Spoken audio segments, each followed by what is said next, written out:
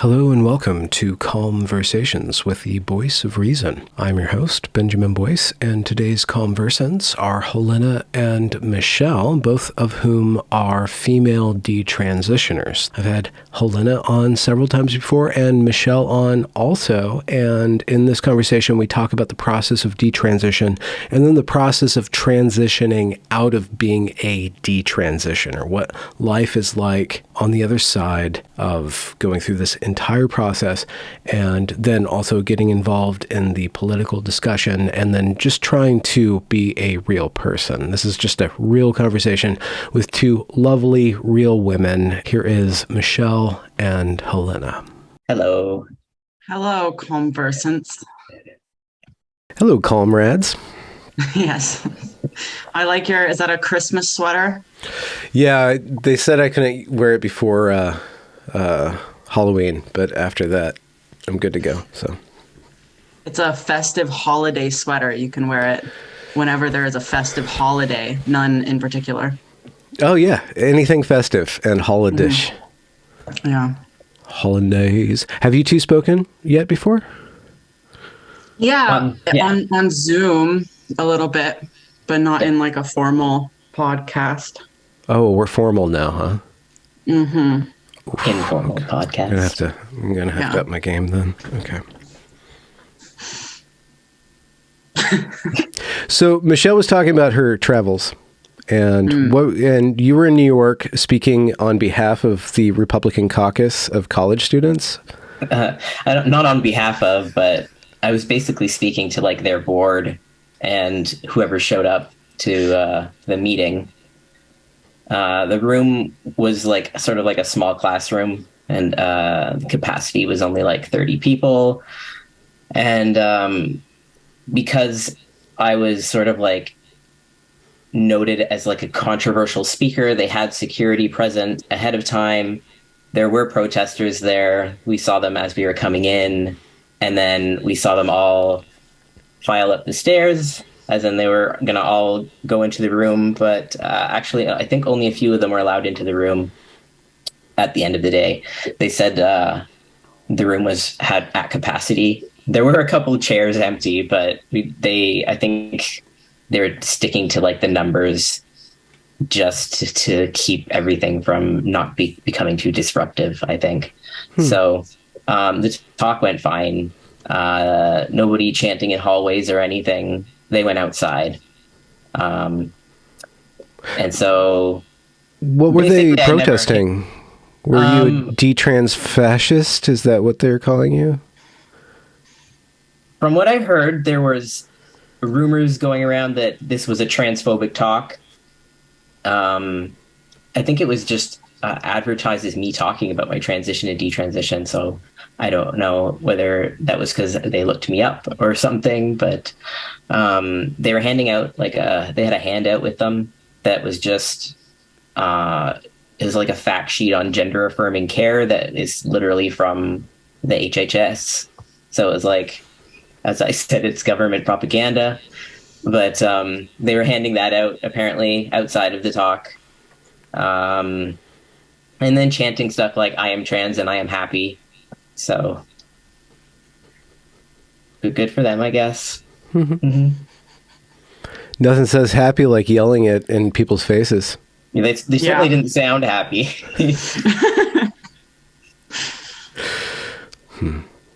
But yeah, we came out. I could hear them. We could hear them sort of like they were outside, and we were sort of in like the lobby area, being like, "What do we do now?" And then security guard unlocked a door behind us, and then we went out the back way. So I never ran into anybody. It was very uneventful at the end of the day. So That's good. yeah. So that was the last day that I was in New York. Well, I left the following day. And then you went to the UK, didn't you? Or am I? Yeah, I did. Yeah, I was in the UK for, it was like I think it was 9 or 10 days. Did you learn anything about yourself or others? Yeah, no, I would have learned a lot of things about people. but like their close friendships, I'm not going to turn them into content. So that's all I'm going to say. Well, what about the LGB Alliance? You want to talk about that? Oh yeah. That also got protested, but like when we got there, there was like 5 people standing outside, and it didn't look very impressive at all. But the crowd got bigger throughout the day, but they were pretty much contained, except for at one point, me and Sinead walked out, and pretty much right in front of us, there were like 3 masked, all in black, like I guess Antifa members, and they threw something, which we later found out was eggs. They threw eggs at 2 women that were just outside. We saw the police run after them. Later, we heard that they got detained. They detained 3 people. So I think that's one of the worst things that we saw there. So Wow. There's something ironically symbolic about males throwing eggs at women for women not wanting to sterilize children. yeah, isn't Yes. there? I don't know Antifa's level of irony, or if you can even join if you have a predilection for irony. So I don't know if that was intentional or not. Stochastic Probably irony. Yeah. What have you been up to, Helena? I was in Florida for the medical board meetings, 2 of them, which I hear has been all over social media, especially the first one. I haven't been reading up on it too much, but it was pretty crazy. It got a little out of hand at times. But yeah, I'm glad that they made the decision they did. For those who don't know, the medical board voted to create a rule that would prohibit physical gender treatments under the age of 18, although they are like grandfathering in people who have already begun these treatments, which is a major kind of fallacy that the media is spreading, that Florida is forcefully detransitioning thousands of minors or whatever. But that's not true. They did allow an exception for people who are currently taking the treatments. So, yeah, I think they're still deliberating on whether or not to add in an exception for puberty blockers if they're involved in an IRB-approved clinical trial. I know that when I was there, the medical board voted against it, whereas the Board of Osteopathic Medicine voted for such an exception, and they were not able to reach an agreement. So I'm not really sure how that's going to play out, but major changes happening in Florida. That is I wonder what the ethical deliberations are about trials for children. Right. I know that people have been, but you got a trial on something, especially if the medication is for children. So. Well, I think one of the major ethical dilemmas is obviously the fact that it causes sterilization. That's something that, to my knowledge, was kind of decided during the Nuremberg trials, actually, that you can't sterilize children. So that's a major factor of that. Are we still following the Nuremberg Code, though? I think that's kind of like, that's in the dustbin of history at this point. It's the whole mass vaccinations, right? Right. So I don't know. It's hard to really predict how that's going to pan out, but to my knowledge, they have created exceptions like that in the UK, Sweden, and Finland. So I think Florida is kind of trying to follow that direction, pointing to, because the argument in America is that, all major medical associations support gender affirming care as the standard of care. And we kind of live in this bubble. Whereas there's all these countries in Europe that are going in a completely different direction. And so Florida is kind of trying to not fall into some of the pitfalls of some of the other red states that have been banning it, and actually pointing to, look at these systematic reviews in Sweden, look at this investigation that happened in the NHS in the UK, and kind of follow in that direction. So I think that's where some of the reasoning comes for having an exception for puberty blockers in a clinical trial. But again, it's like I don't know anything about how clinical trials are organized or set up or anything like that, but I can foresee that it would be an obstacle to getting clinical trials approved if the treatment that's being given is almost by definition resulting in sterilization of a child. And in the case of males, I believe specifically the loss of orgasm, too. Yeah. Yes. Although I don't know if that applies to females. Bauer didn't say. I would assume so. I just think that it's happening to more males than it is to females, because obviously male puberty, the argument is like, oh, we need to puberty block them because once they experience puberty, then it's so much harder to look a certain way aesthetically as an adult. Those considerations aren't as strong with females. So I think there's a greater percentage. I mean, I don't know really, but I think that there's a greater percentage of young males going on puberty blockers. And so that's why there's a lot more evidence that it does result in severe sexual dysfunction. But I would assume that the same is true for females. Like, the reason that you have sexual function is because your sexual organs develop. And even though you're injecting them with testosterone later, is that going to be able to allow the sexual organs to develop properly?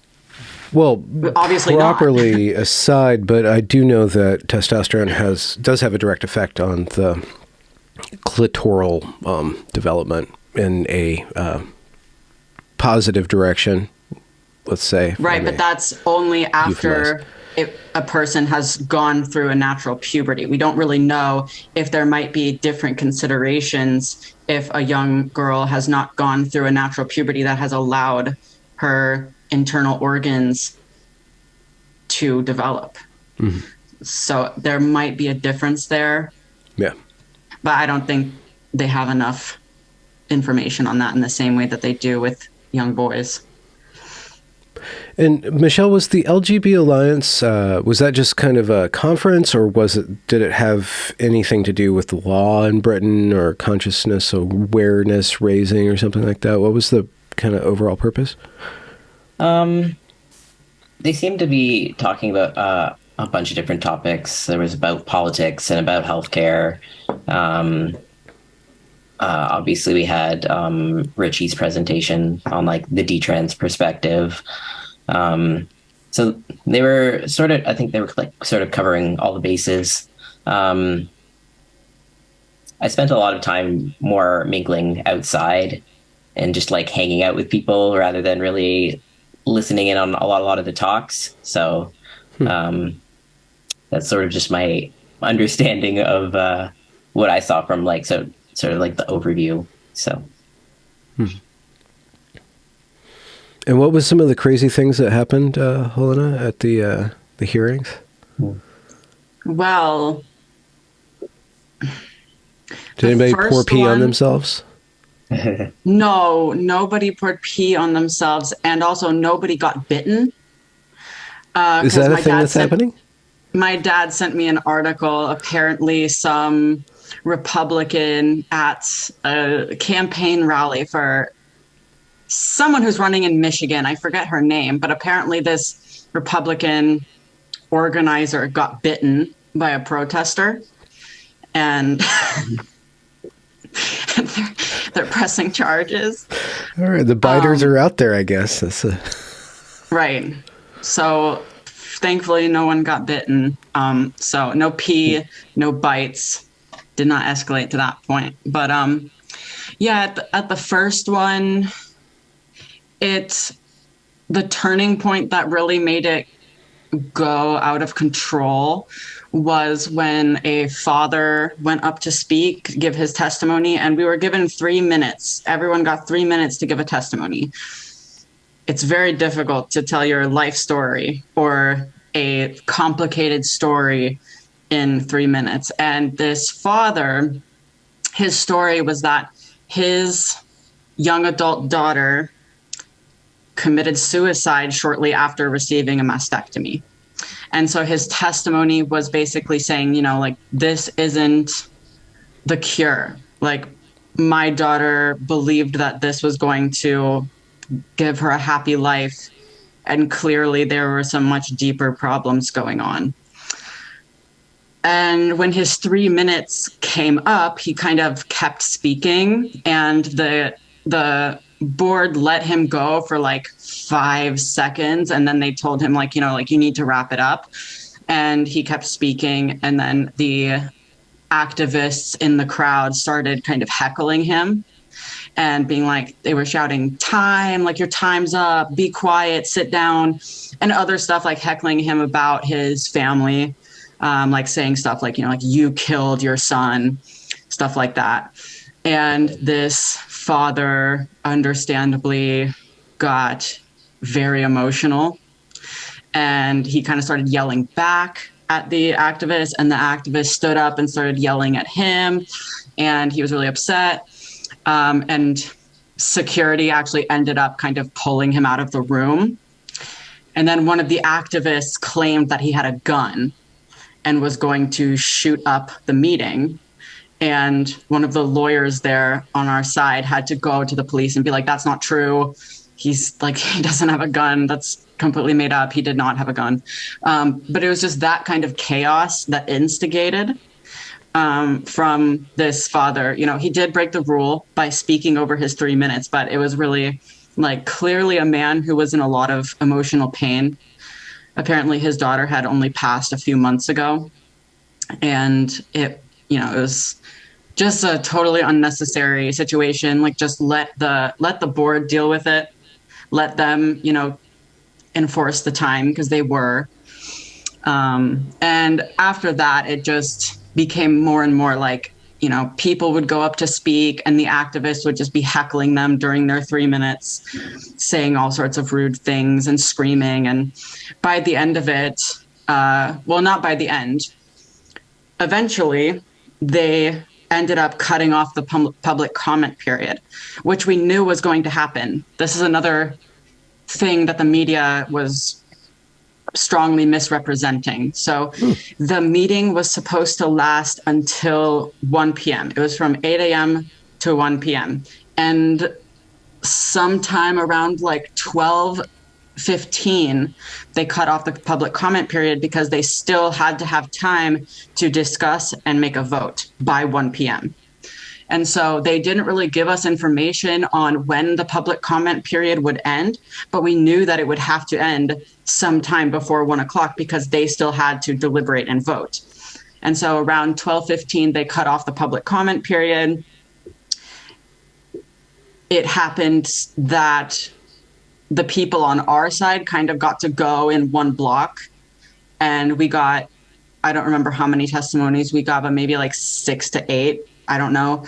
And then the other side got like 4 or 5, something like that. So they got a little bit less time than we did to do their testimonies.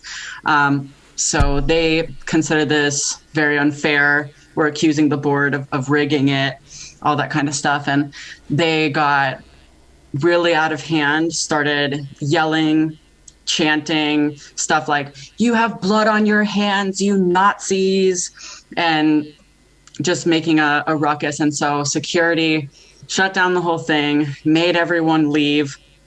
We got walked out by some of the lawyers who were with us and some of the security guards. And these activists were coming up, like literally getting in our faces, being like, "You're a murderer, you're a piece of shit, I hope you die." And we just had to like poker face and just walk. And they were like taking pictures of us as we were walking down the hallway, heckling us. It was a pretty stressful experience. And that was just the first one. The second one went similarly. And it was just it's like raises your blood pressure. It was pretty difficult. You still have a bit of a smile on your face, Helena. Do you? I know it's stressful in the moment, but it doesn't seem like you completely take these people and their actions seriously, these activists. I don't. And that's the thing. There is a little bit of like, I kind of savor it, like to be like, because they just get so much given to them. Like there's so much cowering and caving and spinelessness that is always going in their favor. And then I get to be there and witness one of the few times that people in the medical profession have a spine and say no, even when they're throwing a tantrum. They don't cave to the tantrum and they just vote and they pass their rule anyway. Like, and then obviously the activists freak out and get upset, but there's something very satisfying about that. So I guess that's why I smile a little bit. Also because it's kind of comical. The things that they shout at you, you know, it's like, they're like, you have blood on your hands. You're a murderer. You need to die. All because I don't think that we should be sterilizing kids. Like there's something very out of proportion there. Something. Well, from their point of view, and I don't know to what degree any given one of them takes this sincerely, it's either transition or death for them. Right. At least that's their narrative. Yeah, that's their narrative, and that is what they brought up in all of their testimonies.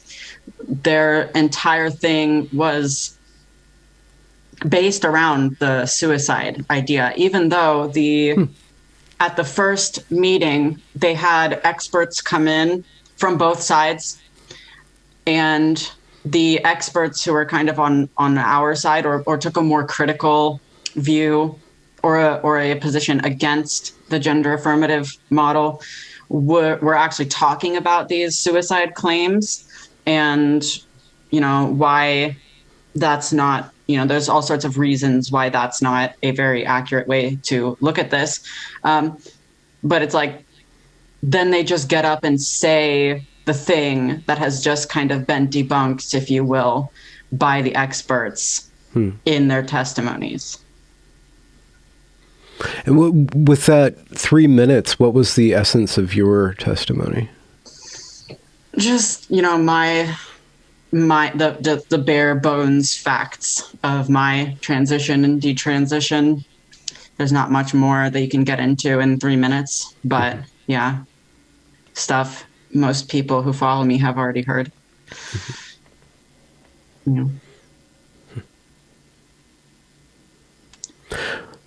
It's really interesting. I was speaking about this with Denise and Corinna about the way that it's going to shake out with certain states saying that to transition a child is child abuse, and certain states saying to not transition a child is child abuse. And child abuse, for the time being, is still very bad across the board. Most of us think of that as a bad thing.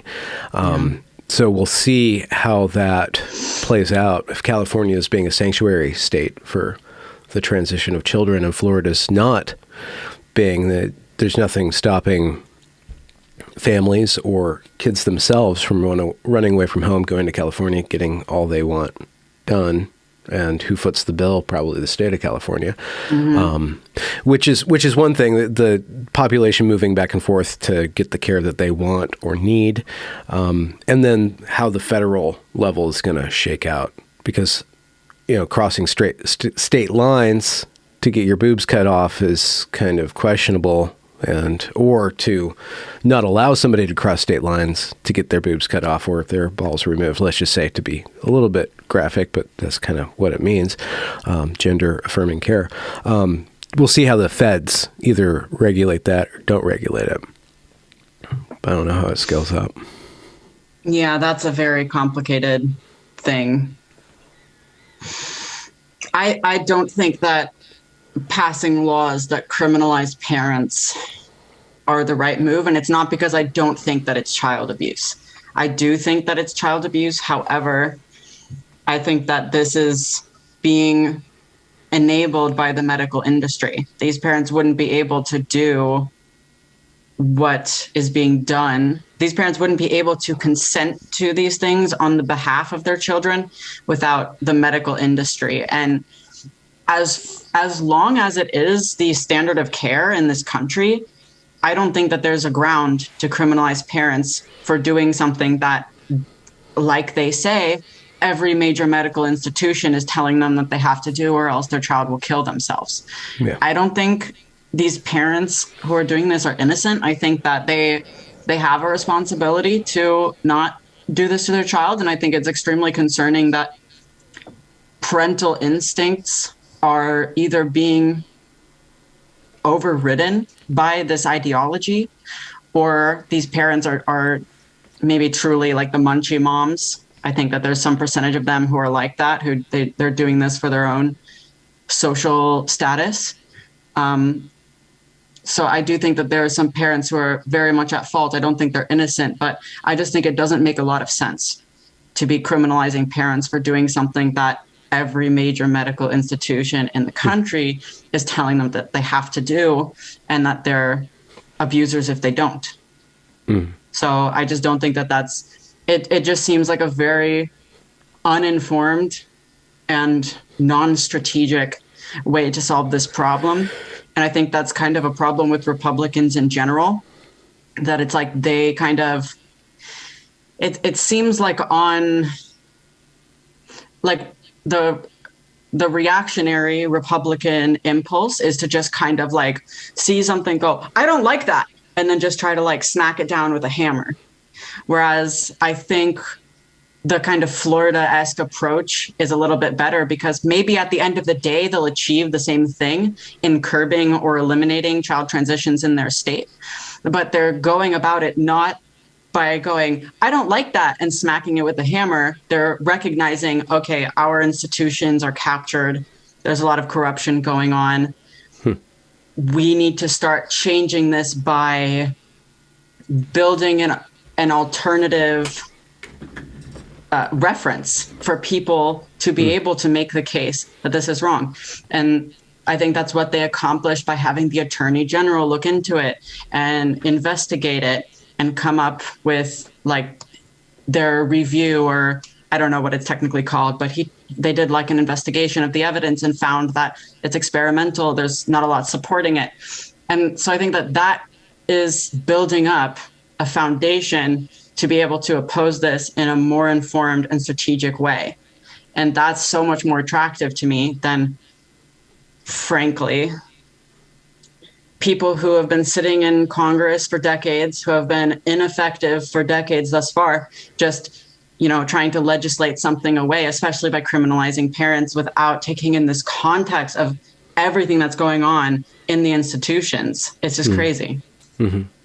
Well, just as a counterpoint, the Democrats kind of, the left-ish liberal pro-gender affirming care contingent led the charge by criminalizing or extending the definition of conversion therapy to include gender affirming care, and then litigating or criminalizing gender skeptical care or gender exploratory care. So... That's true, and that has to be fought, but I just don't think... I think that doing so in a more kind of, like I said, informed and tactful way is going to be important here, because we don't have the advantage of having all the institutions on our side. The reason they can do that stuff is because they have the institutions on their side, and they can almost do whatever they want. We don't have that advantage, so we have to play a different game. Michelle, are you keeping abreast of the developments in your land of maple syrup and snow? For the most part, yeah, but there just hasn't really been anything happening. Like the last thing that happened was the conversion therapy ban going through. And And at last I heard they had changed the wording in it to like exclude exploratory therapy, but it's apparently not written in clear enough a way that therapists aren't still wary of providing it. As we were having this conversation, I was thinking that it's interesting that we've gone from sort of this era of we're talking about what's going on with like medical guidelines, and now we've sort of reached legal. We're in like legislation now. And that's sort of what we're moving into, especially with all the lawsuits coming out. So in terms of Canada, like I'm launching a lawsuit. I've been sort of like keeping that sorted on the down low because I didn't know if it was going to go through or not, but I've seen the draft statement of claim. So it's happening. So hopefully that's something that sort of like gets things moving in Canada. Yeah. I feel like it's very, very unlikely that I will win anything, but and your lawsuit, and if this is sensitive, you can avoid the question, but I'm just wondering, is this on the level of the province or the federal level, like I guess the national healthcare service? Like what? It's just individual.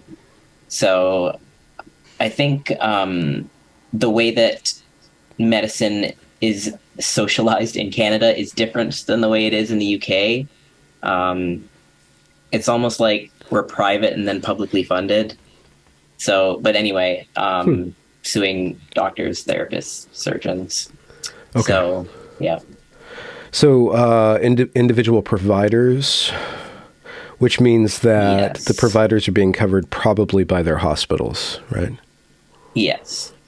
And so the hospitals will either, if it looks like they lose or that they're culpable, the hospitals then could punt it up to the medical or the professional associations, right, where these standards of care are originating from. Yeah, maybe. I'm not sure. I'm not sure how it's actually going to play out. In terms of like who's going to be funding it, there's this thing called like, I think it's the CMPA, Canadian Medical Professionals Association, something like that. They have, and it's basically like they have access to like this $1 billion fund that is taxpayer funded, by the way, that anyone who gets sued, any doctor that gets sued for medical malpractice, they have access to that $1 billion fund. So it's like they have unlimited resources. So that's why I say it's very unlikely that I'll win anything, because they could get any doctor in Canada to say anything, basically. So we'll see what happens.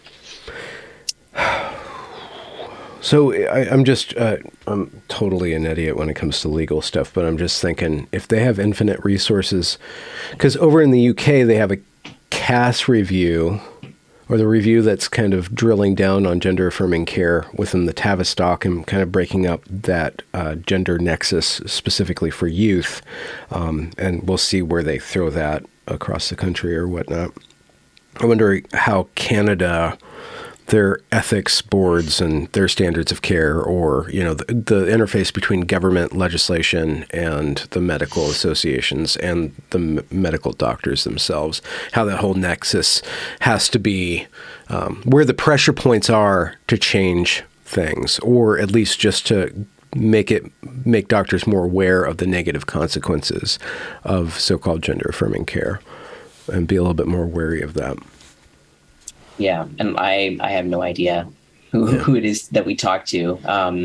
I have been in calls with people speaking to government officials that sort of govern medicine, basically, and healthcare.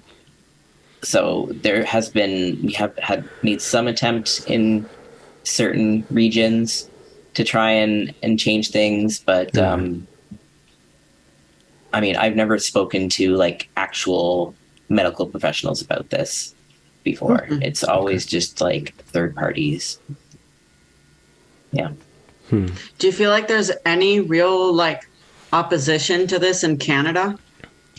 Like, are there any association or like people even that you see on social media, like doctors or therapists in Canada who are trying to network and create something? Because I don't really keep up with Canada, but I just feel like there is not really much coming out of there in terms There of opposition. isn't.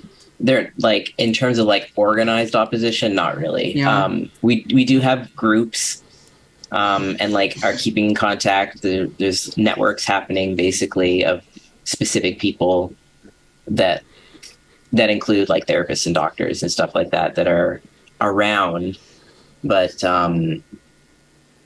there's not a lot of them. Yeah. Our Duty, which is I think that the parents group, just launched a Canadian chapter, so it sounds like they just have enough to like justify making another chapter for Canada. And I believe that's parents that are concerned about the affirmation approach. So Yeah. Parents might be one, I guess, cohort of political organization, but also there is a lot of feminist resistance to the other side of this, not the transition part, but the keeping women and women's spaces for women and women's sports. So I know that there is overlapping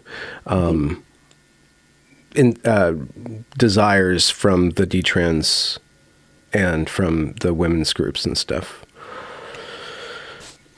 And stuff like that.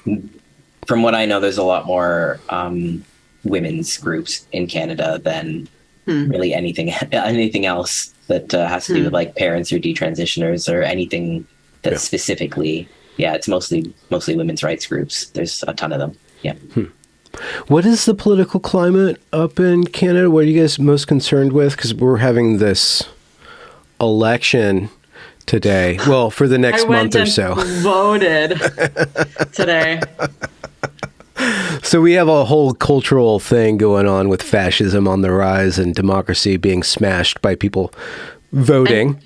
And you know why I'm so upset is because I was told that fascism would be on the ballot, but when I got my ballot, there was no fascism, and I had to write it in. You wrote in the most fascist. The rhetoric here is just turned up to 11 right now, and I know you guys have an asshole up there in charge of things called Justin Trudeau. I'm sorry, this beautiful man who's filled with love for the universe, Justin Trudeau, or China Trudeau or whatever. I'm sorry, I'm being political, but I don't know the makeup or the pressure points right now up there. Even when I was still like a leftist, I didn't like Trudeau. I just I don't like his voice. He just sounds like he's performing all the time, which he is, you know. I mean, that's what he's supposed to do, but... He sounds very menacing. He's like the male version of like a Dolores Umbridge. Like, it's just kind of like that, like, menacing kindness. Like Sorry a hall monitor, yeah. Yeah. Moral authority. I don't have anything else. Yeah. But I mean, so I was just thinking because the gender issue is part of the cultural war in America, and actually, it's causing. I'm sure it's causing plenty of transfer of Dem votes to Republican votes, just for the way that it's been spoken about. I guess marketed, to use a kind of a more cynical term. It's kind of a part of the voting bloc, left versus right. But Canada. You guys don't really have a right party. You have kind of a center-left party and a left party. It seems like, from our perspective. I mean, I don't know if the Conservative Party is necessarily, but it is closer to center from what I've heard. From what I've heard people say, they say it's very center. And that we actually have like 3 major parties. So it's Conservative, Liberals, and the NDP. And the NDP is just sort of like the actual left party. Well, kind of far left, right? Far-ish, yeah. National Democratic Party, but their major party. I thought they were folded into the Liberals because they didn't have enough traction, and the Liberals were losing grip too. I mean, I would say they're a major party in that like they almost had a prime minister, and I don't even remember his name. And I want to say it's Jack. what's his last name? It starts with an L. Le But I can't Fleur? remember. It's like Jack Landon or something. And I'm going to have to Oh, look it okay. up because I'm going All to feel right. really bad if I don't know Jack it. Leitmotif?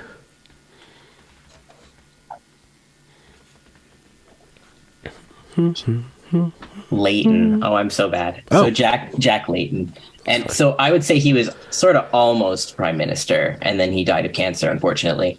But so like that was when the NDP was probably the most relevant, and then unfortunately, like after he died, they just never recovered from that. So Was they that are. like the noughties or the 2010s? It was probably the early 2010s. Okay. I think so. Yeah. And so sometimes they're like a coalition with the Liberals, and they're kind of the same party, but they're there. So there's that. That's I think the political landscape of Canada, and then there's the Bloc Québécois. So like Quebec has their party also, and is relevant in Quebec from what I hear. So Yeah. Yeah, it's kind of a different landscape. So the gender issue itself doesn't seem like it has as much traction. I don't think it does. I feel like I don't really hear anything about it. Like there's no debate whatsoever. It's just sort of like accepted, and then nobody says anything except for like the people that we know in our circles. So Yeah. I don't hear much. Yeah.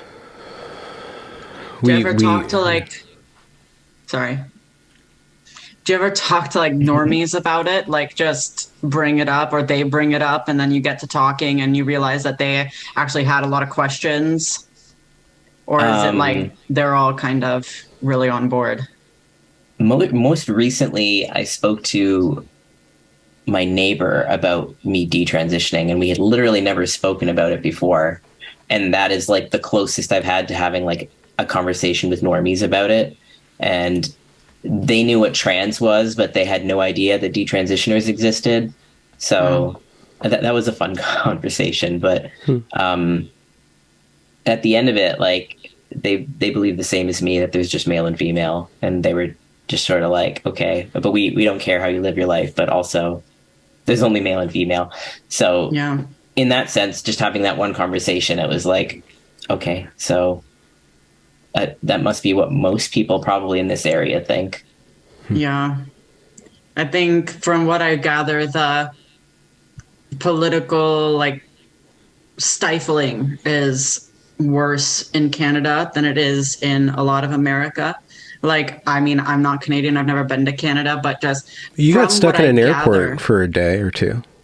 no, not for a day or two. Just like it was only an hour, but it was like one of the most dramatic hours of my life. During the vax. Well, vax okay, so time, yeah, I guess I have been to Canada. I have spent an hour in the Toronto Pearson airport, and they were kind of unhinged. So I guess that's where my stereotype comes from, where it just seems like there's like it's like the culture in Canada, or at least the more populated areas of Canada, seems to me more like a progressive area of America, where that's more the norm.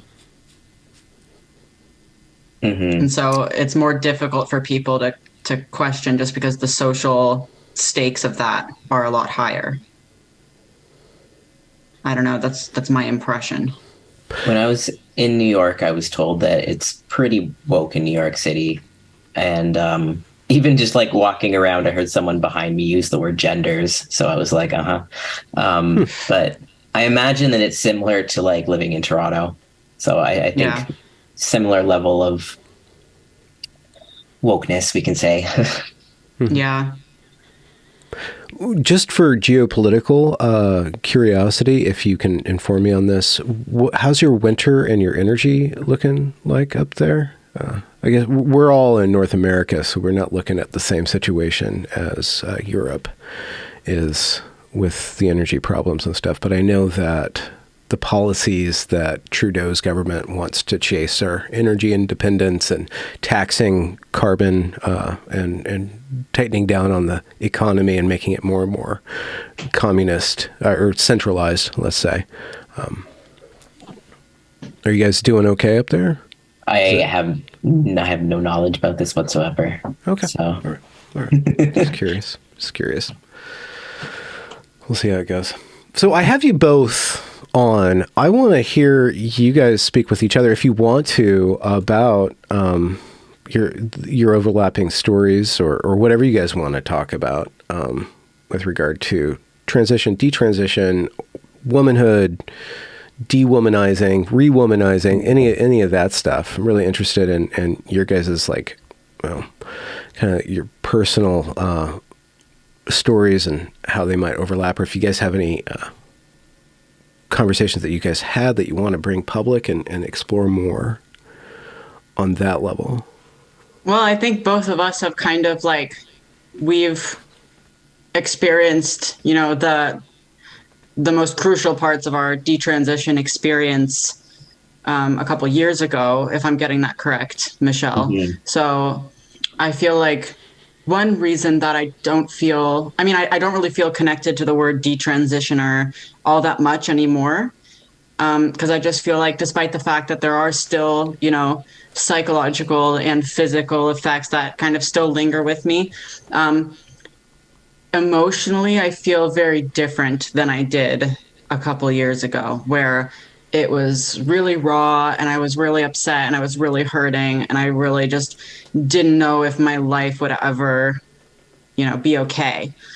And now it's like, I feel more or less okay, or at least on the right track. And so it's like, I feel like there's, with the word detransitioner, I feel like there comes kind of a not a stereotype, but just like it's a little bit loaded with kind of this feeling of like, you're a victim, you've been damaged, you've been destroyed, you've been mutilated. Yeah. And, you know, I mean, I definitely felt kind of that way before, but I don't now.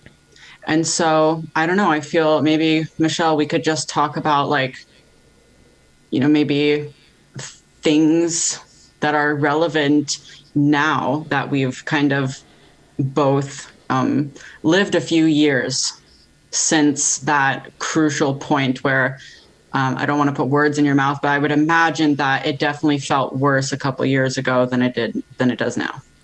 And just for sake of just organizing the story, Helena, you detransitioned in 2018. Was that when we first spoke? Yeah. And then Michelle, when was your like detransition window? 2020. The end of 2020. Okay. Oh, okay. Yeah. It's still two years. Yeah. So it's been 2 years. Like just about 2 years. So it was November 2020. I think I still am very attached to being basically a detransitioner. And I think a lot of it is because it's connecting me with other people. It's less about myself and more about just, I guess, sort of like a sense of belonging with others. But I don't like, sorry, I'm gathering myself. I don't feel like I'm doing well, to be honest. So I feel like there's a part of me that thinks I'm doing well, and then something happens and just like it feels like everything is falling apart again. And so one of the things I'm having like a lot of trouble with lately is because I'm starting to like make connections with people, I'm having like a lot of double basically second guessing myself all the time of just like, do I trust people? Do I not trust them? Do I trust my own feelings? So I relate a lot of that back to like transition and feeling like betrayed by people. But I mean, I was being betrayed by people like so long ago when I was like a child. So Yeah. it's like years and years and years of just people just I don't know, not being worth my trust. So like I don't know, that makes me feel crazy most of the time. So that's what I'm mostly dealing with, I think, over the Yeah. past while. Yeah, and I definitely relate to a lot of what you said. And I don't mean to imply that like, you know, oh, it's far behind me and now I'm doing amazing and I have no problems. I definitely still have a lot of problems. And there are definitely major aspects of my life that are very underdeveloped and not serving me. But I feel like like in the past couple years, I've really found a way to integrate my experience of identifying as trans, and everywhere that led me, it led me to some pretty dark places, into like a story of my life, like a wider story of my life, to where it's a part of my life now. But I guess I just don't feel as defined by it, despite the fact that there are problems that kind of began in that area of my life that I'm still struggling with. I don't know if that makes any sense. It does make sense, yeah. Um, I'm looking forward to like getting out from underneath the label. But like, I guess the label is always going to like describe something that happened to me. So Right. yeah, That's true. there's I guess a bit of push and pull there. Yeah. What's the difference between the trans identity and the detrans identity? I mean, I know that there's an obvious difference with the gender and being a male or whatever, but how does it feel different? Does it feel different to be trans as opposed to be detrans? Is there a different possibility or mobility in those things, those two I mean, categories? identifying as trans was like the way I'm still going to put it, as it was a delusional belief on my part. So like it was believing in something that had no grounding, and identifying as detrans, like if that is even an identity, it's not even really an identity. It's like it's something that you did. It describes stopping a medical treatment, or it describes desisting from a specific mindset, however you want to sort of, it describes an experience, I guess. And I feel like when I identified with, either identified as a man or identified as non-binary, I was identifying as nothing. It didn't mean anything at the end of the day. It wasn't very meaningful. But it still had a meaning to it when you were in it. Yeah, it did. Was it a social meaning or a personal meaning? Or both? I mean, how was it either? I think all it did was describe how I felt about stereotypes and my personal attachment to them, or how I felt. I think it was just a combination of stereotypes and how I felt about my body at the time. Yeah. And Helena, I think you gave me kind of an insight into how you said that you're integrating your experience, your whole life experience, into one narrative. It seems like it could be the case maybe that Helena is your identity, not detrans, not trans, not white woman or whatever. I guess you have like different aspects of Helena, but Helena is more a holistic. Would that be your identity? You identify as Helena? I think my identity is in progress. I don't feel like I really have an identity. I feel like I exist now,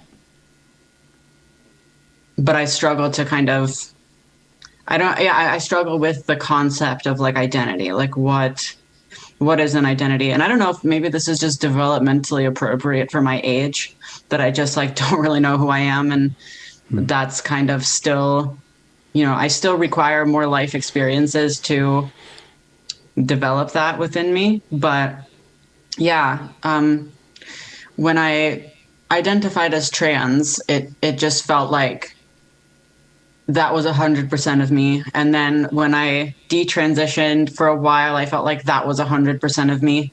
And it gave me like something to reference to when I had this question of like who I am, what is my place in the world?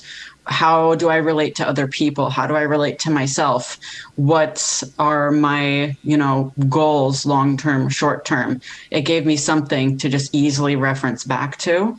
And I guess that's what I mean by I don't identify with detransition so much anymore, because it just feels like it's something that I've experienced. And I guess by definition, like I am a detransitioner, that is something that I experienced, and it will probably impact my life forever. It'll impact the way I see the world and stuff. But it's like when I think of like, who am I? It's not something that I just reflexively look to anymore. And you don't have to answer this. I know it's bad form for a man to ask a woman her age, but you guys, Helena, you're 24 now, 25, yeah. And yeah. Michelle, you in your 20s too? I'm 34. 34, okay. So there's, development's a very subjective category. I mean, there's parts of me that are very young and parts of me that are not so young anymore, identity-wise and stuff like that. But there are kind of basic kind of phases that my life has taken. When I was in my 20s, I was always building a story and rebuilding a story by going. I would spend time actually, like when I was on a bus or going about my life, like telling my story over, like where was I with 19, 20, 21, 21. I would go over my story over and over and over again. I don't really think about it anymore. I lost that grasping or that grounding for like, where am I at? Where am I at? Where am I at? No. I'm kind of outward focused. I'm just in do mode. I don't do a lot of reflection other than like trying to figure out like what are the ideas that I want to investigate. I'm less I'm less turned inward at this point in my life. But that's probably because it's not really giving me a lot of distress or anxiety. That's not where my anxiety is, with a notion of self so much as like a notion of work and kind of doing things right now. Mm-hmm. That could also be sex stereotype or male typical too, because men and women are kind of different in certain respects, if I may be so bold. Let's do a pun. It's interesting because I used to write like a year-end review of like each of my years on LiveJournal. So starting back when I was like 14, I have ones for like every single year. And in the past couple of years, I feel like I've sort of reached a point in my life where I don't care so much about, I guess, looking back on all of that. And like, I feel like I'm also sort of reaching more of like a do phase, but I don't think I'm quite there yet. I'm still very, very self-reflective. So, So you have 20 years of these year-end reviews then? Something like that, yeah. Wow. Just on LiveJournal still, or did you publish them into a little PDF? I don't use LiveJournal anymore, but like it'll be in like a Word document somewhere on my computer. Huh. But yeah, it used to be for like other people to read, and now it's just for me to read. But just saying, I sort of relate to that. Just sort of like reflecting over who you are at a certain period of time. Yeah. And both of you were heavily influenced or engaged in the internet during your teen years and up to present day. How has that changed or developed And how has transition and detransition changed the way that you look at the influence of the internet from the internet into you, and then the internet as a tool for you to get things done or to meet people? Like, has that dramatically shifted or developed over time? I feel like it definitely impacted the development of my brain on a physical level. And that's kind of something that I'm waking up to more and more as I like, because I guess I'm kind of in a phase of my life where I'm really trying to like improve myself. I'm dissatisfied with many aspects of my life, and I'm trying to do better and become a better person. And I feel like I keep running into like very similar patterns and very similar roadblocks that I strongly believe go back to kind of spending so much time on the internet. Because like, just think about it, your brain is actually physically developing, and the way that it receives the information in order to develop in a certain way is by your actions and the way that you spend your time. And when I started at the age of like 13, spending 10 hours a day on the internet, it's going to do something to you. Mm-hmm. And so what are some of those patterns or roadblocks? You don't have to whatever degree you're comfortable. I'm just interested in how you develop and wrestle with yourself. The most concrete ones I would say is poor attention span, very poor attention span, and a pattern of avoidance, emotional avoidance. And I think that's the internet makes that incredibly easy, because you can just so easily distract yourself by simply just opening up your phone or your laptop or whatever, and just like seeing something, it's a post, and you can just scroll down. Oh, look, another post. Oh, look, another post. And they're all different topics or different themes or different images, different things to think about. And oftentimes they're quite interesting. So it's intellectually engages you. And just doing that probably a million times over my life, when I would start to feel some kind of negative emotion or even a positive emotion, just anything, I would want to go and check the internet, check social media, post something on social media.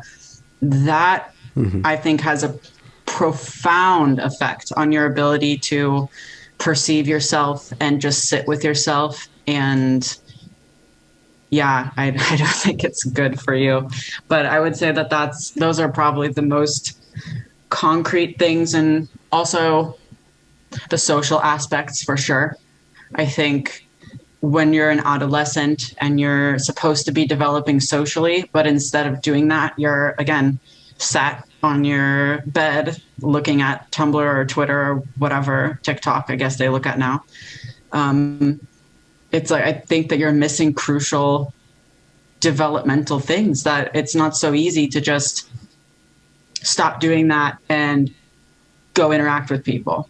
Like it's like, I feel like the approach that I have to take is to kind of find a way to redevelop my brain or develop my brain in a different direction than the one that it has been going. But that's a difficult task. And obviously we don't have a lot of precedent for how to do that, because this is a problem that is mostly affecting people that are relatively young.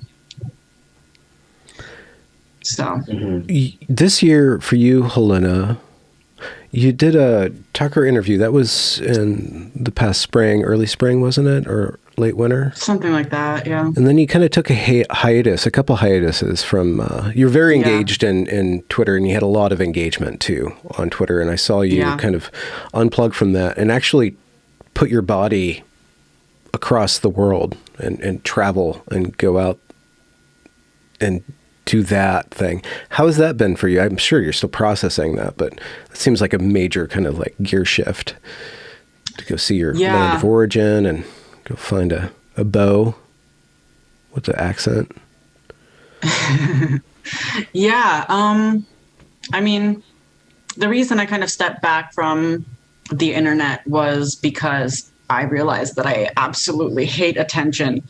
I got all this attention and I just realized that it makes me sick. I can't stand it. I can't stand people that I don't know just making assumptions about me, projecting onto me. And I feel like because I chose to go on Tucker and because I chose to um, engage with other, I guess, conservative people, that's stained me to a lot of the, I guess, detrans community, or at least that's my fear, that's my anxiety that they don't want anything to do with me anymore. So I started feeling acutely distressed, like extremely distressed. And so I was just like, you know what? I just cannot look at this. I can't have any part of this. I need to just stop until I figure out what the hell is going on in my brain. And so I did that and I traveled. But I also did a lot of nothing. So there's kind of two extremes there where I went out and I traveled and I had a lot of experiences, very emotionally deep experiences, but I also am just kind of sitting with myself and just trying to figure out what the next step is because, like I said, I kind of defined myself by this detrans thing. But then as I started getting a lot of attention for that, I was like, yeah, no, no, I don't want this. So I feel like that's another aspect of the rupture that I've had with the detrans identity, that it's just, you know, I don't want the attention that comes with it, I guess. And the strife and the having to be Yeah. defined. Your I guess the locus of definition is being projected onto you. Right. It's a lot of weight to deal with. And so many different expectations because you know, it's like if you look a certain way, you're going to get criticized and made fun of and humiliated. But if you look another way, then people are going to accuse you of lying and making things up and being a grifter. And if you publicly display your emotions, then people think you're crazy, you're ruined, you're messed up. But if you don't publicly show your emotions, then people, I don't know, they fill in that empty space with their own assumptions. And if you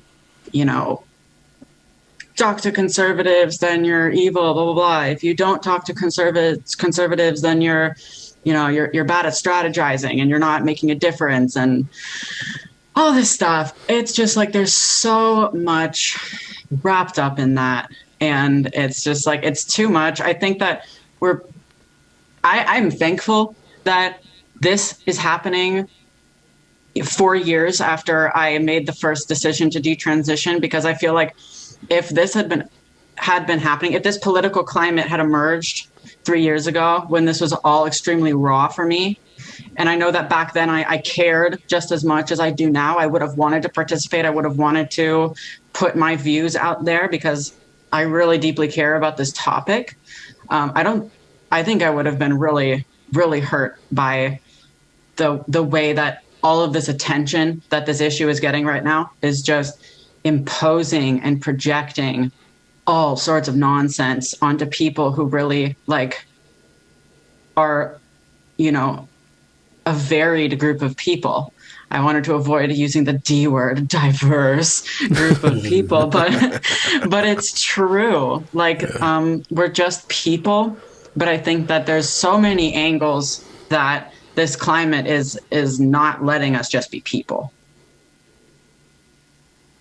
And I don't know, I worry for people that are just detransitioning right now and being faced with this microscope, being put under this microscope, if they want to speak out at all. Because I mean, you can make the choice to just lock your account down on private and not say anything, and that'll protect you from it. But I know a lot of people, they don't want to do that because they feel very passionately, whether because they were harmed or just because they see what's happening as morally wrong. They want to speak out about it. But I just worry for people because I don't think that it's definitely not pleasant to do so.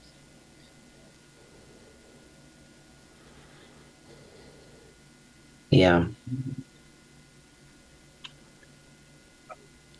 Compare and contrast, Michelle?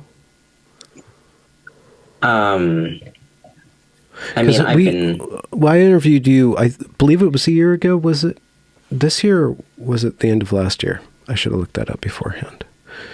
May of this year. Okay. So about 6 months ago or so. Yeah. Yeah. I was going to say, I feel like I've gotten away with not being attacked for the most part. I mean, I was just protested, so there's that. But like, I think I had one tweet that went sort of like viral among the trans community, and it wasn't even like that bad. It was it was the one that was about how testosterone and estrogen have like antidepressant calming effects, and it was like you're not euphoric, you're on drugs, and literally all of the quote tweets were basically just like drugs are good actually. So it wasn't really me being attacked, it was people just like mocking me, and not even really mocking me that much. It wasn't a nuanced take. So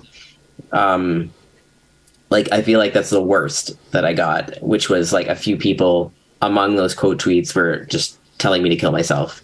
So like that wasn't terrible. And I can't imagine how like people who have just posted like one video to just suddenly go viral and then have like every trans influencer ever insulting you. So I'm having Casey on tomorrow, or I'm speaking with Casey tomorrow. Speaking excellent. Of which, yeah. That's good.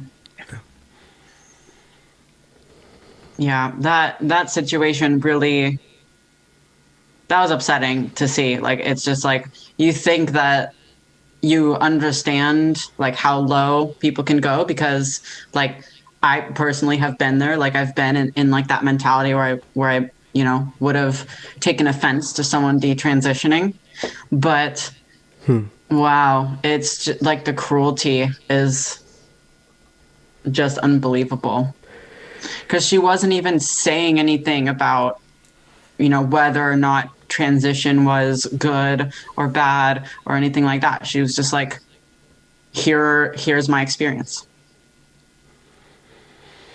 Yeah, Helena, you have shown a combative, snarky side that I haven't seen Casey do. I mean, you've run into trouble and you've duked it out online. Casey wasn't doing anything close to that, just an open book, which might have been more threatening to those who went after Casey. Right. Mm-hmm. I had someone come to me basically being like, oh, well, she's acting like she didn't know that balding was going to be one of the effects. And it just struck me how many people sort of missed the point. The whole point of the video was she felt like she was too far gone to detransition. Like that was the point of the video. And everyone else just sort of like took it in a different direction. That was really strange to watch. What is that even supposed to mean? Like, she should have known that balding was going to be one of the effects. Like, no, she shouldn't have, because you don't get told that you have the potential to go bald. And there are people who don't. And the influencers that are influencing you are usually not going bald. They're usually quite, you know, they have a particular standard of passing or physical attractiveness or whatever. And so you're thinking to yourself that that's going to be you. You're never thinking to yourself that you're going to have negative effects happen to you. Mm-hmm. Well, and I didn't survey the entirety of the pushback that Casey Miller got, but it seemed like the prominent influencers were male to female, not female to male. Like the pushback that Casey, who's female to male transitioner, got for just posting about the changes that testosterone did to her body was being pushed. So there was There were a lot of like FTMs. There's a lot of FTM YouTubers, and quite a few of them made posts basically making fun of her appearance. And actually, like, I saw at least 2 of them that they made a joke about her appearance, like put her down for her appearance, and then attached a photo of themselves to the tweet, like a good selfie, like some image where they, I guess, thought they looked really good. Okay, I've next seen to that. a dunk on her appearance. And it's like, talk about some feminine ass behavior, first of all. Is this the point of the conversation where we start talking about feminists? I'm kidding. I don't know. I just, you know, it's like, hello, like, I don't really think actual men really do that. Like, have you ever, like, to single someone out for their appearance, humiliate them for their appearance, but then in order to do so, post a selfie of your own appearance, a carefully curated selfie in perfect lighting where you're like making that face that like influencers do in selfies where they're like, like that's just, I don't know. I just really haven't seen a lot of men do that, but I don't know what the merit of such a point is, but yeah, it's just very juvenile and very cruel. There is not getting too deep into this because I think it's kind of a straw man, but I have seen in the alpha male kind of vein of groups where male appearance by males is heavily judged and kind of associated with certain character qualities. There is a pressure on body development and stuff, but it is lesser than women to women and from men to women. The judging of the female body takes on a different kind of aspect. And then the selfie is kind of... I haven't seen a lot of selfie culture from the male domain. I know they do that, but it's more about their gains or something. It's like their body's a work of art, right? Yeah. And there's also the fact, because I know like what kind of people you're talking about. And I think one of the memes that's kind of emblematic of this is post physique. Have you seen that? Where like somebody makes a tweet and the right-wing bodybuilders don't like it. And so they demand that you post your physique. And so I think that's kind of like a form of judging of appearance that it makes sense to me why that's the way that the men do it, because they're like, you know, post your physique, prove yourself to us, prove to us that you have the merit to be making this claim. It's kind of weird because it's like, why does someone's appearance, you know, there are arguments for and against why someone's appearance might matter in making a certain claim, but that's kind of where they're coming from, where it's like, prove yourself to us by posting your body, your physique. Whereas kind of, I feel like the more female typical version of that is just, you know, you're ugly, I'm pretty, ha. Like it's different. It's more of like putting you down and then lifting yourself up by putting that other person down. Mm-hmm. Or a barrier to entry from the male point of view. Right. Yeah. How is the, again, personal question, you guys decide where you want to take this, but you kind of mentioned this, Michelle, when we were talking about identity, you brought up the body and with the internet and being so visible and then also the pressure, both internal and external, on women that's particular to women to look a certain way or to have a certain value associated with one's looks. How is that, navigating that and making peace or struggle with that, changed over time for both of you? And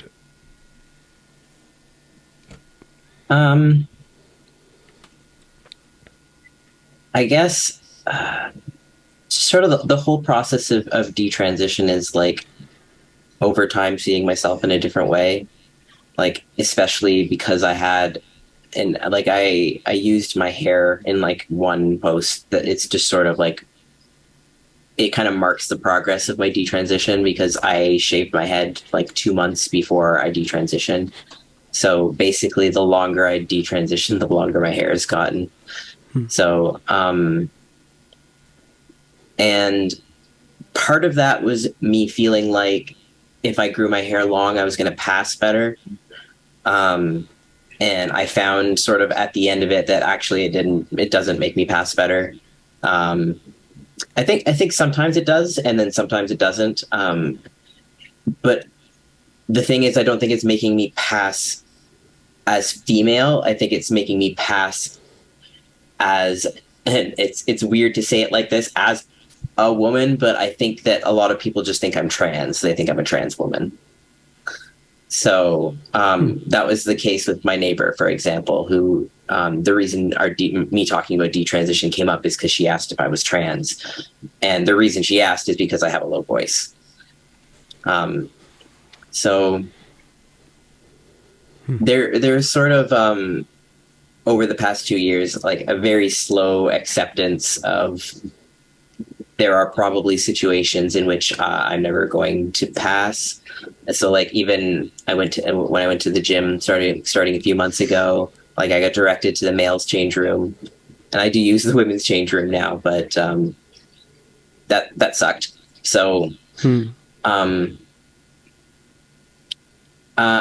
pretty sure that that's just going to be a thing that happens forever, because I don't always want to look as feminine as possible, and I guess I'm always going to find myself in situations where the voice just quote unquote gives me away. But I think anyone who was really, really familiar with trans culture might recognize my voice as like an FTM voice instead of a trans woman voice. But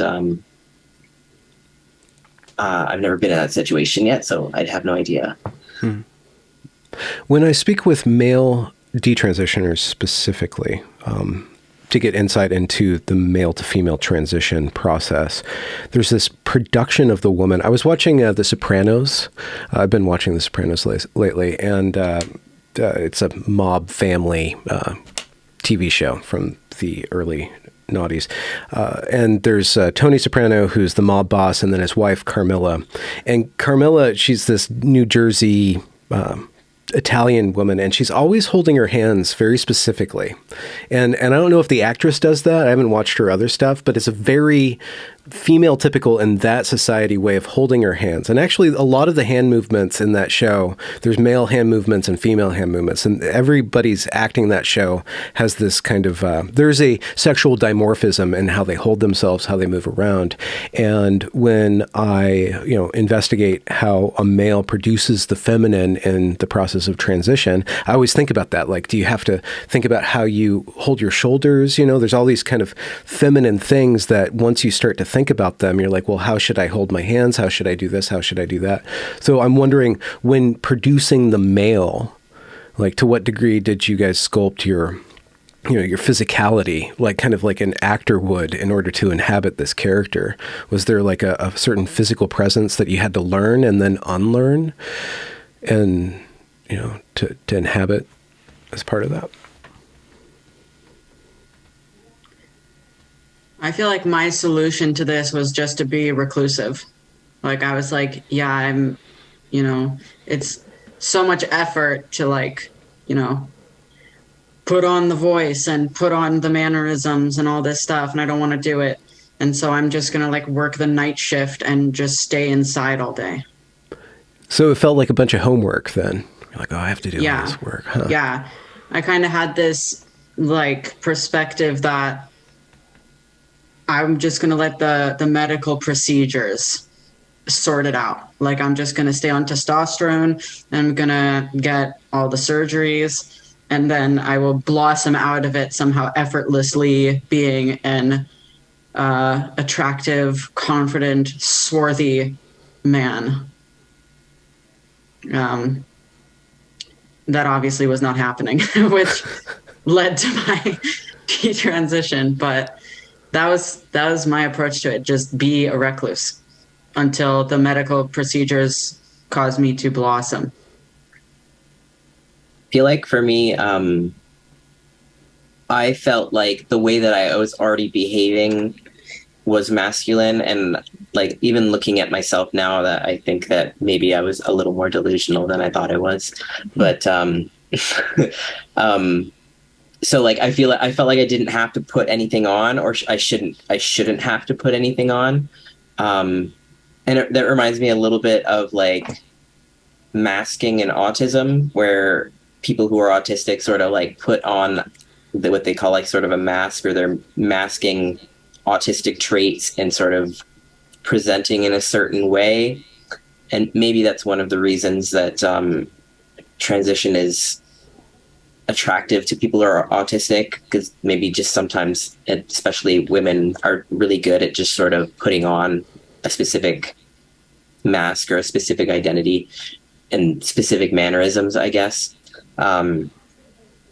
But anyway, so similar to how I don't think I should have to like repress my autistic traits, I also didn't think I had to repress any feminine traits. Then I was just supposed to be like a feminine man. That was sort of my thought process at the time. So, So that's a novel difference then, repressing the feminine rather than producing the feminine. From the male point of view, male to female, they have to produce the feminine. And I guess the homosexual, transsexuals are trying to not repress their femininity anymore by just embracing their femininity via transition or the trans identity. yeah, I think so. So I would say that I wasn't so concerned with producing the masculine in that case.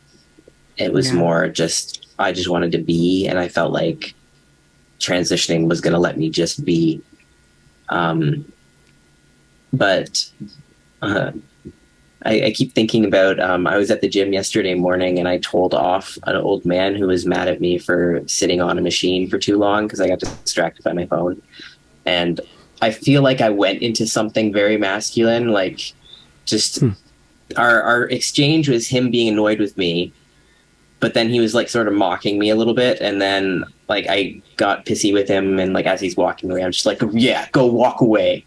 But like, you know, and it was very awesome. Not me. It was not me at all. And I was like, what just happened? The gym bro spirit possessed you for a moment. But I think part of it was me knowing that they don't see me as a woman. I don't think, because I'm wearing like tight clothes. I'm really tall. I'm 5'9", so tall for a woman. But like, and then flat chested, have a deep voice. So there's a part of me that just kind of thinks that they don't see me as a woman. And when he started mocking me, that I think that was what pulled out the aggression. So. So maybe I do produce the masculine sometimes. I mean, it's a useful tool for setting boundaries, right? I mean, kind of one of the definitions of masculinity would be patrolling and shoring up boundaries in a certain respect. Whereas, women do set boundaries themselves. Not saying they don't or that they shouldn't, but I can see where that would come out, especially when you're challenged by another male or by a male. I'm sorry.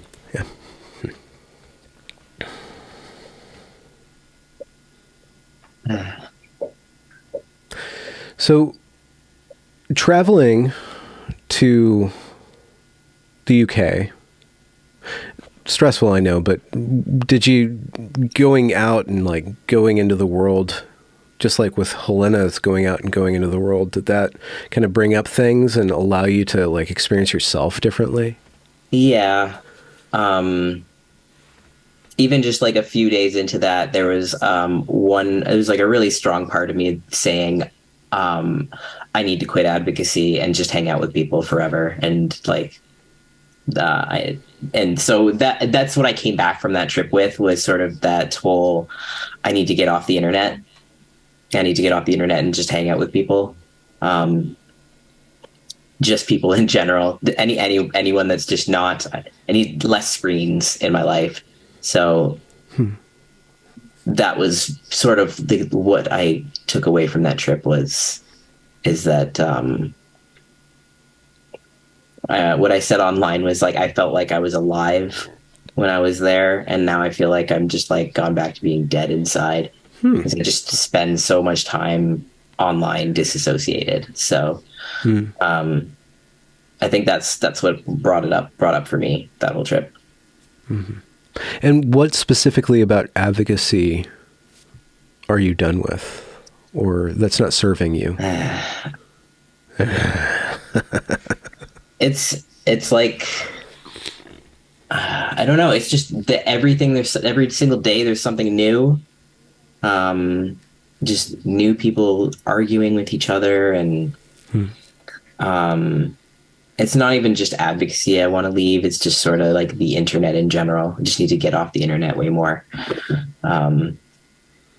But when I'm here, I don't have access to a lot of friends when I'm here. So I just spend so much time by myself. So that's just something that I know that I need to fix now. So.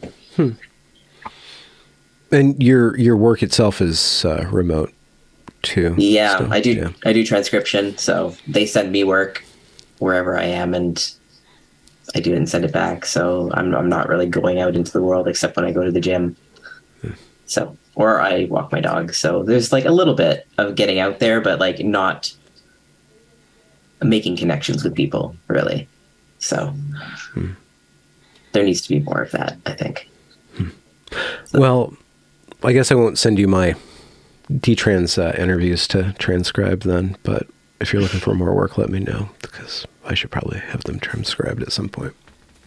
Let me know. I will do that. We can talk about that offline. But Okay. Helena, you were baking for a bit. Speaking about being offline, what really brings you guys alive in your life? I guess you've both been petting your cats the whole time, so that's kind of an obvious thing. But what makes you feel alive other than travel? Both of you. Projects, art. I love my cats. Food. I'm a certified crazy cat lady. How many do you have, though? I have 2. Yeah. But up your game, but I'm crazy enough about them that it's like they might as well be 17, you know. So yeah, I love my cats, and I love cooking. I was doing the baking, but I love all crafting of edible things. So lately, I've been trying to ferment things. Oh. Because that is very fascinating, but I have thus far only been successful once. I made Polish farmer's cheese, twaróg. They use it to make pierogi, like the dumplings with the potatoes and the cheese inside. And so I tried to make that a couple weeks ago, failed miserably, wasted 2 gallons of raw milk, and seriously, it like drove me into a depression for like 4 days. No. I was like, oh Lord, please forgive me. I can't believe I've wasted this milk. But so yeah, I'm a little intense. But this time I tried it again, and I used a different recipe from an actual Polish person, and it came out a lot better. Still not 100%. I didn't use any external cultures. I just allowed the milk to clabber, which is when it produces its own bacteria and yeast, and then it begins to separate into whey and curd. And I just let it culture that way. But I think the milk that I'm using just naturally has the ratio of yeasts to bacterias is a little bit off, so the flavor isn't exactly what I want. So I think I'm gonna have to, next time I make it, go the external culture route and add some bacteria to the milk to get a better result. But at least it's not a complete disaster, and I have some usable cheese. But that's the only time I've seen success thus far. I've also tried to make some beet kwas for barszcz, which is like the Polish beet soup, fermented beet soup. and that got moldy and disgusting. So if there's anyone watching who knows how to ferment things, please tell me, what are the noob things that I'm doing wrong? Well, my first thought with the Polish cheese is that your climate, a lot of the yeast comes out of the air. So wherever you are in America probably has a different kind of flavor profile, and it's airborne flavor, flavonoids or whatever they're called. So that's probably true. So you're speaking with the environment. You're trying to, like, there's particular cows eating particular grasses, and then there's particular air. So you're going to come out with a different flavor at the end. And that's what's so fascinating about it. Like I'm really into like nutrition and cooking and stuff. And I love like the perspective of like really getting to know your food, not just like how many macros, how many proteins is in this, whatever, but like actually understanding like where your food comes from and how it's made. And if there's something that I want that I can like buy in the grocery store, I usually try at least once to figure out if I can make it myself and like how it works and like the mechanisms behind how foods are made, and especially like traditional foods that I'm attached to, like Polish foods. So that definitely makes me feel alive. That's one of my great hobbies. You're a trad foodie? Yeah. That's a good thing to be. Is there a thriving online community? I know you want me to interview Raw Milkman or Breast Milkman. Which one is it? Raw Egg Nationalist. Oh, Raw Egg Nationalist. Okay. Raw eggs. Okay. Yeah. Yeah. Just because, I don't know, you haven't, you went through your right-wing interview phase. I don't know if the phase is over or if it's postponed or if you're planning on doing more, but I think you should interview some of these like right-wing bodybuilder type people. Oh yeah. They're just really eccentric and interesting, and yeah, I think it's a perspective that you're missing when it comes to like right-wing thought. I will get there. I'm still digesting Curtis Yarvin, who's kind of like his right-wing stuff is kind of precedes that. The next step is to get into BAP, or Bronze Age Pervert, which will then lead me to the right-wing bodybuilding community. So it kind of is on pause in a certain respect, but it's still ongoing. It's just like there's a lot there. Yeah. So it's red pilling me pretty hard, and I have to kind of digest it without like going totally crazy as an interviewer on YouTube. I want to kind of very slowly shift my brand, There are some incredibly intelligent people in that sphere. Sometimes they're wacky AF. Right. Like they can be extremely wacky, and that's something that you always have to consider. Like, are these like that temperament of person, the person who likes to sit around and think all the time, as intelligent as they might be, like, are they getting the kind of pushback and exposure to alternative views that is necessary to like really refine analysis into something that is more accurate? Or are they in an echo chamber, and no matter how intelligent you are, I think you're always going to be affected by echo chambers. So I don't know, but there are some really intelligent people in that sphere. Maybe I should enlist you to be my guide. You can be my Virgil into the paradisio of right-wing bodybuilder wrongs. I'm not the expert in right-wing bodybuilding, but I just think they're an interesting demographic, and I tend to agree that personal health and not just health, but like competence in your physical body is an important thing that is heavily lacking in today's culture. We don't really have much of, like, we have like certain like fitness culture type things, but I just think they have kind of a different perspective that is interesting. Michelle, I want to get to your real life things, but just because Helena brought up this crazy little community, is there like a really fascinating online community that's not like trans oriented or detrans oriented that you've found in your life on the internet just totally fascinating to you? That like I'm not involved in personally. Or just, like as you wander through the wilderness of the internet, like what are some of the really fascinating or crazy kind of communities that... One that I was thinking about the other day was this was like my late teens, early 20s. On the last one, I sort of talked about how I like used to do role playing, but like this was just sort of like at the same time, but something's been sort of separate and comparable to like Neopets. So basically like web browser games where you're like breeding animals. I did a lot of those also.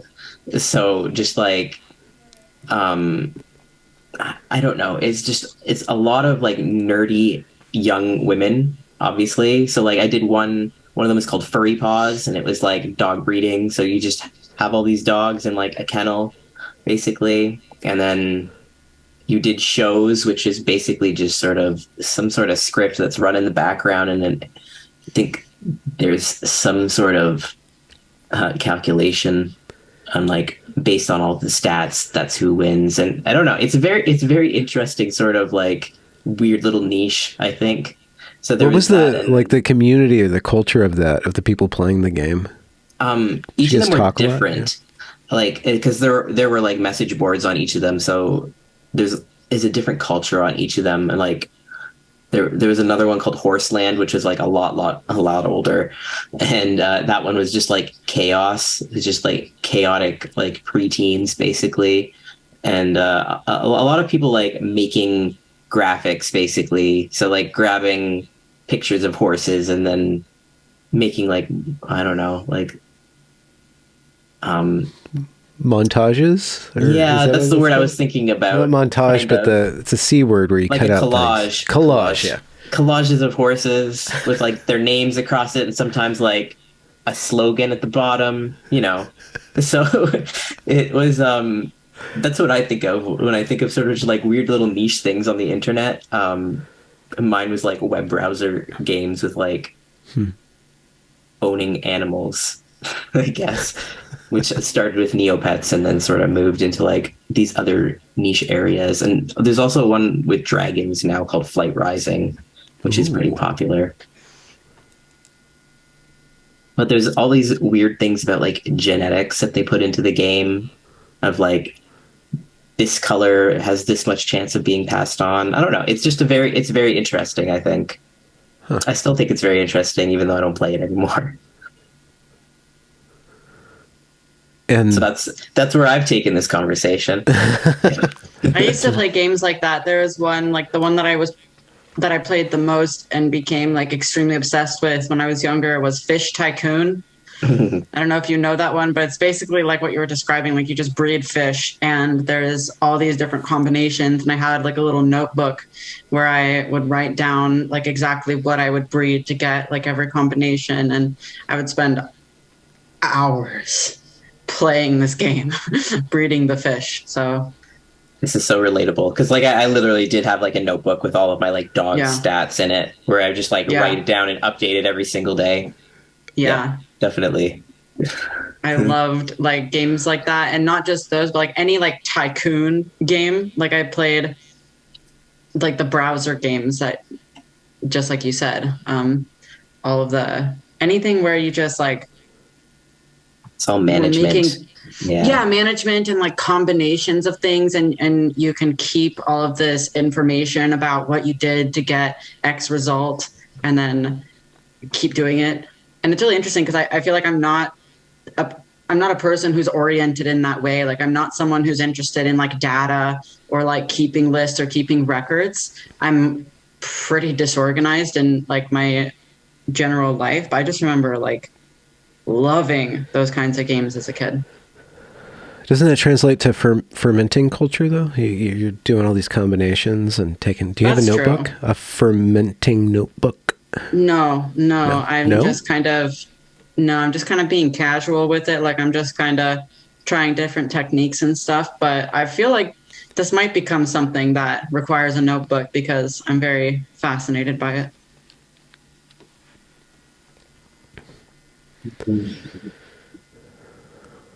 Michelle, you never answered my question. What just like, what do you geek out in IRL, real life? Like nothing lately. Huh. It's like Detrans is my like special interest now, which Yeah. gets tiring after a while, honestly. And I don't really do much else, which is why I've been saying, it's time for sort of like a change in my life where I start doing things. And I think a lot of the reason I wasn't doing anything is because of the pandemic. Is just that there was just not a lot of opportunity to do things. And like I had two talks this last month, so the one at Columbia, but I had one at the University of Notre Dame before that, which also went really well. But like I don't think we haven't really been able to do like in-person meetups like this because of the pandemic. So it's kind of like it just started again. Yeah. So that's my way of saying I have no life, I guess. But I have introduced things into it. So like the only things I have is like I go to the gym and I go outside every day. And I also sing, but I will not sing for you. So when you say you sing, are you working on singing, or are you? I had voice lessons last year. But mostly I just like karaoke myself all day long because I live alone. But I was in choir in high school also. So like I have like a background in being trained for singing, but mostly it's just informal. Do you struggle with like throat pain at all when you sing?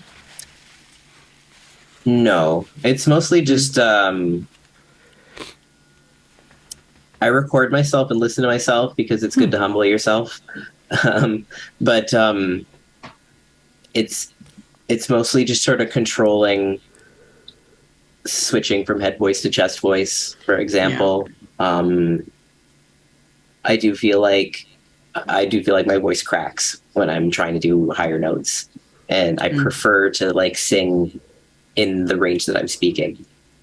So but I wish I could sing higher than that, but I feel like when I do that, then it sounds too much. It sounds too trans, basically. So I don't want to. I prefer to stick in the lower range for myself, I guess, because I'm the only one who hears me sing. So, well, I think singing's important for speaking. Actually, I kind of. When a kid, I work with kids, when they have a really annoying voice, I try to introduce a little bit of singing into them just to get them to modulate and just to really because what tends to be annoying for me when I listen to voices, and that's all I do basically, is that somebody's staying in one range or everything's really flat. And just singing, whether or not you have a good singing voice, it actually helps to enrich and make the voice itself more attractive. Like inviting and warm and welcome. So whether or not you turn into, Adele or what Parvaggio, the guy with the one-word name who was the opera singer, I can't remember his name. He was really popular when I was a kid. I can't remember. Pavarotti. Pavarotti. Yeah. Whether or not you reach that level, it's still, I think it's actually really embodying too. To really own yourself as a thinking creature, as a feeling creature, like the voice is, I think it's essential to the human being. It has been good for me in that way, I think. Just being able to control that one part of myself. Yeah.